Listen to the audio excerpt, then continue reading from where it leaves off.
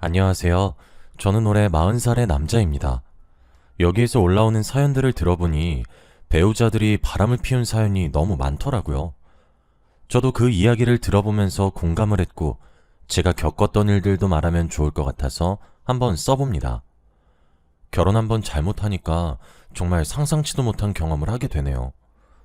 사실 저희 집은 부족함 없이 자라왔어요. 아버지가 사업을 하고 계셨는데 그게 잘 되어서 항상 저와 어머니에게 아끼지 않고 퍼주었습니다. 어머니는 집에서 내조를 하셨고 저는 아버지의 지원을 받으면서 살았죠. 아버지와 어머니는 금슬도 좋으셨고 아버지가 해외로 출장을 가실 때마다 늘 함께 가실 정도였어요. 그러다 보니 저도 부모님 같은 가정을 꾸리고 싶었고 항상 결혼을 하고 싶었습니다. 아버지는 저에게 사업을 굳이 물려받지 않아도 된다고 하셨어요. 제가 하고 싶은 거 하고 살라며 지원은 다 해주겠다고 했죠. 저는 어릴 때부터 공무원이 하고 싶었고 부모님도 지지해 주셨습니다. 저희 같은 집안에서는 당연히 사업을 하거나 아니면 예술가 쪽 직업을 구해요. 그런데 저는 좋은 부모님 밑에서 자란 덕에 공무원의 꿈을 이룰 수 있었습니다. 원래 사업가들끼리 비밀스럽게 주기적으로 모이는 잔치 같은 게 있어요. 저희 가족도 항상 그 자리에 초대를 받았지만 가지 않았습니다.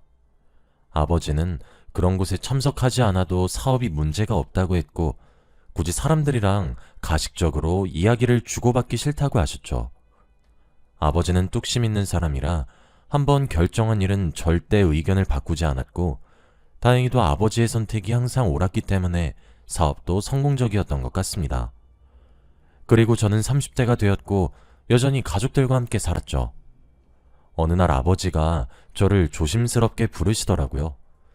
저에게 이제 결혼을 하라고 했고 정략 결혼을 하라고 했습니다. 아버지 사업과 손잡으면 더 좋은 회사의 자식과 결혼하라고 했죠. 저는 솔직히 사랑하는 사람과 만나고 싶은 마음이 컸지만 그래도 아버지의 의견을 따랐습니다. 아버지 말을 들어서 후회한 적이 단 한 번도 없었거든요. 저는 알겠다고 했고 아버지는 저에게 한 가지 명심을 하라고 했습니다. 절대 저희 집안에 대해서 말하지 말라고 했죠. 잘 사는 거 티내지 말고 항상 검소하게 살라고 했습니다. 저는 왜 그렇게 해야 하는지 이유도 묻지 못했고 그저 알겠다고만 했죠. 그리고 저는 결혼할 여자와 첫 만남을 가졌습니다. 솔직히 얼굴이 예쁘신 편은 아니었고 굉장히 평범했어요. 그래도 좋은 집안에서 자라셔서 그런지 머리부터 발끝까지 싹 다 명품이더라고요. 하지만 저는 넉넉한 형편에 비해 되게 검소하게 삽니다. 굳이 명품에 대한 필요성을 못 느끼기도 하고 공무원 일을 하다 보면 명품을 입을 일이 없어서 그냥 아울렛 같은 곳에서 옷을 사죠. 저의 그런 모습을 보고 상대 여성분은 많이 실망한 듯 보였습니다. 그리고 저의 직업에 대해서 묻더라고요. 제가 공무원이라고 답하니 더 실망하셨죠. 네? 제가 공무원이랑 결혼을 해야 한다고요? 이 말을 하면서 당황해 하셨고 저는 그때 아버지가 저에게 하신 말씀이 떠올랐습니다. 이래서 아버지가 저희 집안에 대해 일절 말하지 말라고 하셨나 싶었죠. 그 여자는 언뜻 봐도 저희 집안에 대해 전혀 알지 못하고 이 자리에 나온 것 같았습니다. 저희 아버지가 기업가들 행사도 전혀 참석을 안 하시고 사업을 점진적으로 확장만 해오셔서 아버지의 존재에 대해 아시는 분이 몇 없어요. 아예 아버지의 얼굴도 모르는 사람도 많습니다. 그래서 그 행사에 모두 참석하는 상대 여성분 같은 사람은 저희 집안을 전혀 알 수 없었죠. 그 사람도 단순히 자기 아버지가 나오라고 해서 나왔다고 합니다. 들어보니 지금 같이 살고 있지 않다고 하더라고요. 해외에서 살고 있다고 했죠. 그러면서 와인을 한 잔 두 잔 걸쳤는데 자신의 가정사 이야기를 술술 늘어놓기 시작했습니다. 딱 봐도 그 여자는 취한 듯 보였고 눈이 반쯤 풀린 채 이야기를 했죠. 그 여자가 말하기를 자신의 어머니가 첩이라고 했습니다. 해외에 계시는 분은 가족관계 증명서에 자신의 아빠로 등록도 안 되어 있대요. 본처와 함께 해외에서 거주 중이라고 했고 한국에서는 자신과 첩인 어머니와 둘이서 살고 있다고 했죠. 항상 돈만 보내고 애정도 없이 자랐다고 합니다. 아버지의 얼굴을 본 기억도 잘 없다고 했죠. 그래서 이런 공무원이랑 결혼시켜서 버리려고 하는 건가? 라는 말을 하더군요. 아마 아버지와 상대 여성분과의 대화가 없다 보니 저희 집안에 대해 전혀 들은 게 없는 것 같았습니다. 오히려 저는 이게 더 좋았고 저에 대해 다 밝혀지지 않아야 이 여자가 저를 가식적으로 대하지 않을 것 같았죠. 이미 양가 부모님께서 척척 알아서 다 하셔서 상견례는 필요 없었고 바로 결혼식을 올렸습니다. 결혼식 날 처음으로 장모님을 뵈었어요. 그리고 혼주석에 앉아 계시는 시아버지는 알바를 쓴 거였습니다. 자신 딸이 결혼을 하는 거에 대한 관심이 없으셨고 저에게 안부 연락만 오셨죠. 그리고 옆에서 아내와 장모님을 보니 정말 장인어른께서 왜 한국으로 오시지 않는지 알겠더군요. 정말 까탈스럽고 예민하게 굴었습니다. 저희 집안이 단순히 평범하고 아무런 내세울 게 없는 것처럼 보였나 봐요. 그래서 대놓고 면박을 주기도 하고 괴롭혔습니다. 제가 아내 같은 여자를 만나서 결혼한 것이 인생에서 최고의 행복이라며 고맙게 여기라는 듯이 말했죠. 장모님은 항상 장인어른한테 연락을 하셨지만 매일 거절당했고, 그리고 장인어른은 정말 돈만 보냈습니다. 저는 항상 화목한 집안에서 자라와서 이런 류의 가족은 처음 봤어요. 처음에는 굉장히 놀랐고 신선했지만 지금은 얼추 적응이 되었습니다. 장모님은 저를 굉장히 싫어하셨어요. 사람들은 장모님이 첩인 줄 몰랐고 항상 사모님들 모임에 참석하셨습니다.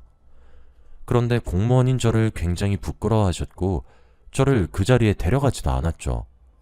모임이 끝나고 제가 일하는 곳까지 친히 찾아오셔서 화풀이를 하셨습니다. 다른 집 사모님들 사이는 사업가의 판사에 변호사에 이런 직업인데 자네는 왜 별 볼 일 없는 공무원인가? 왜 우리 딸이 당신 같은 남자 만나서 인생을 망쳐야 해? 그 사람은 도대체 무슨 생각으로 자네와 결혼을 시킨 거냐고? 제 직장 동료들이 뻔히 있는데도 공무원이라는 직업을 욕하셨고 듣기 너무 거북했습니다. 저는 웃으면서 장모님을 보내드렸고 직장 사람들에게도 개인적으로 찾아가서 용서를 구했죠. 이런 일이 한두 번이 아니니까 저도 스트레스를 많이 받고 힘들었습니다. 장모님께서 조금이라도 화를 삭히시기 위해서는 손주가 있으면 기뻐할 거라고 생각했어요. 아내도 집에 혼자 있으니 심심하다고 늘 그랬고 동네의 아기들을 보면 낳고 싶다고 했죠. 그래서 진지하게 아내와 이야기한 끝에 본격적으로 임신 준비를 했습니다. 속으로는 아내가 아이를 낳으면 조금 더 가정에 충실해질 줄 알았어요. 그리고 철도 들어서 행복한 가족이 될 수 있을 줄 알았죠. 아내가 임신하는 동안 제가 옆에서 살뜰히 챙겨주고 아무것도 하지 말라며 제가 다 했습니다. 퇴근하고 집에 돌아와서 아내 뒷바라지하느라 늘 새벽에 잠들었고 아내가 출산을 할 때도 옆에 꼭 있어 주었죠. 장모님은 자신의 딸이 아픈 게 다 제 탓이라며 화를 내기도 하셨지만 그래도 딸이 태어난다는 생각에 모든 게 다 기뻤어요.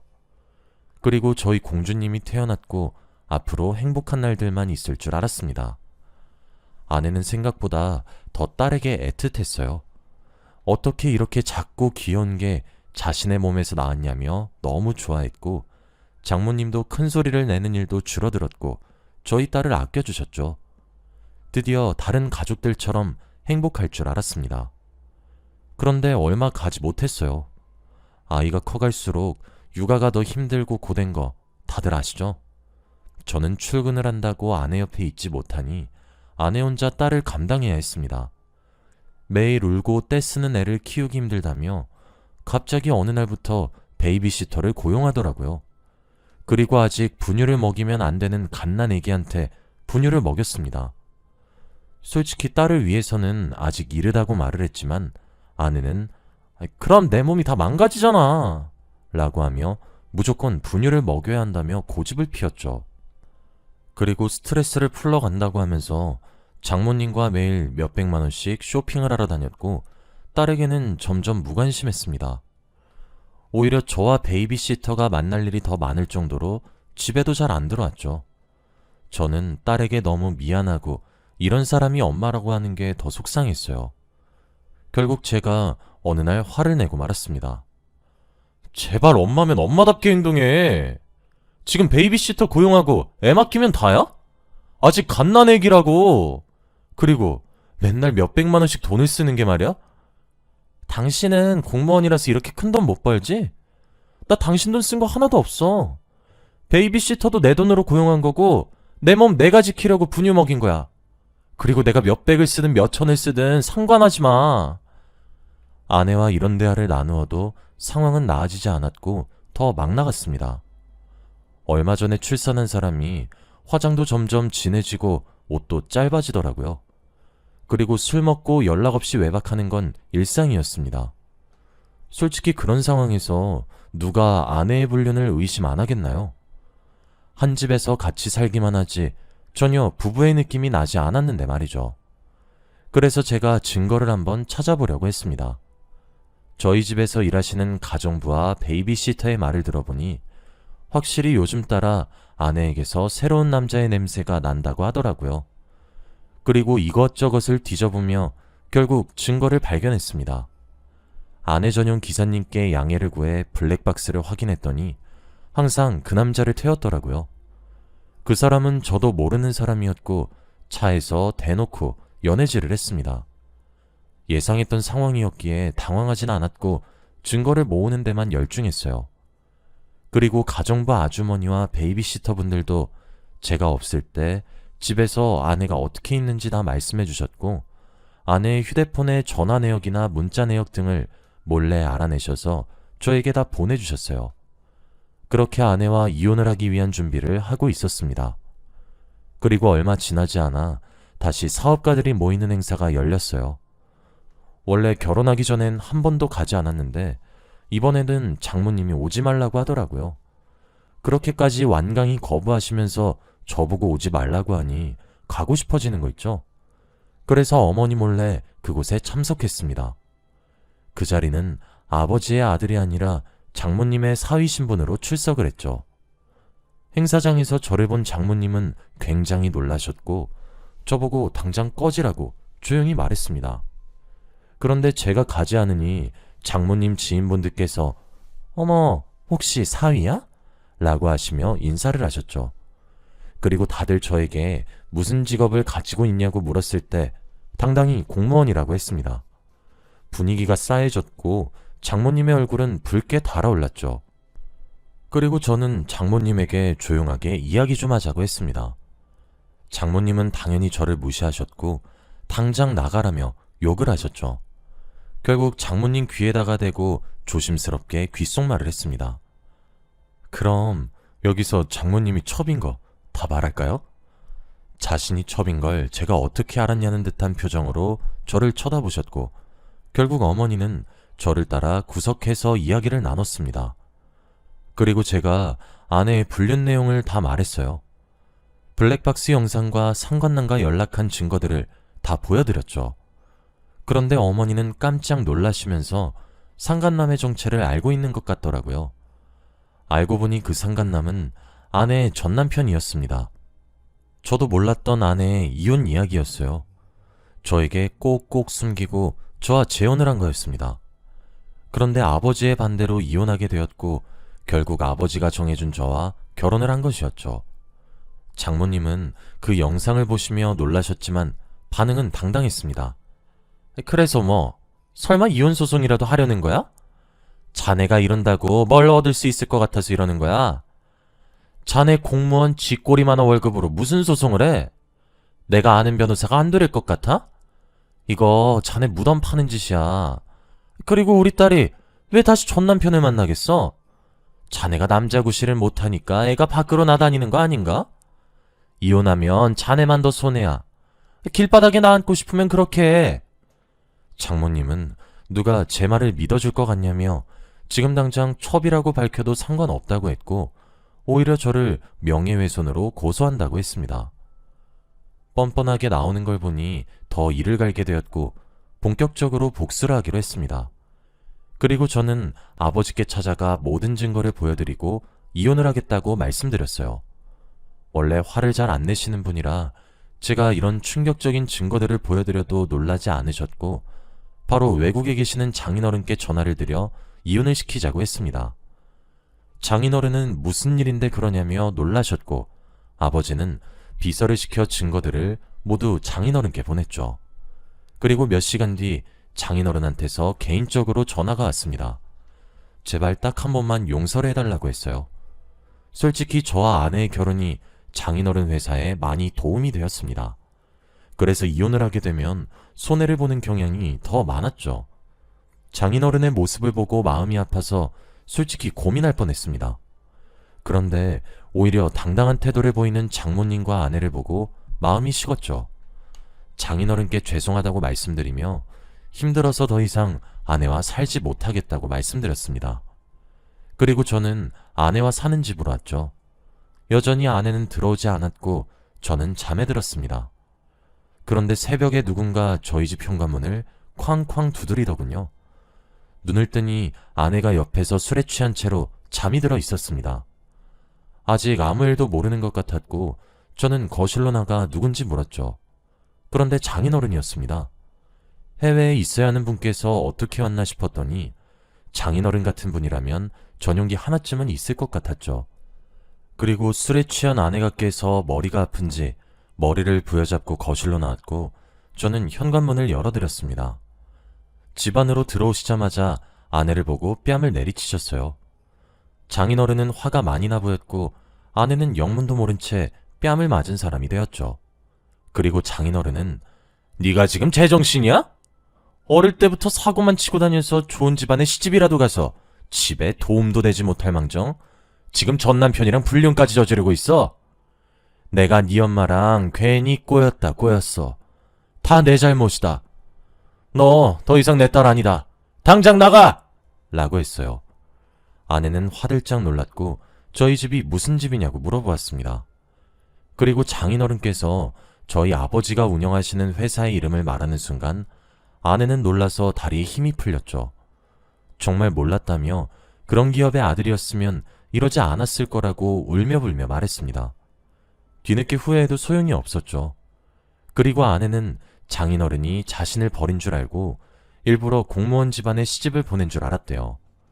장인어른도 어차피 유명한 기업이니까 아내가 저희 집안을 알 줄 알고 말을 안 한 거였죠.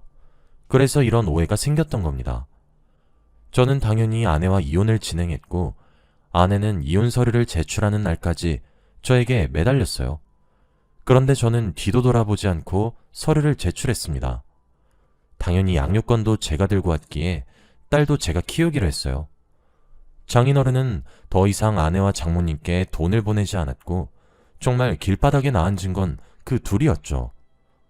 저는 속으로는 조금 불쌍하긴 했지만 도와주고 싶지 않았습니다.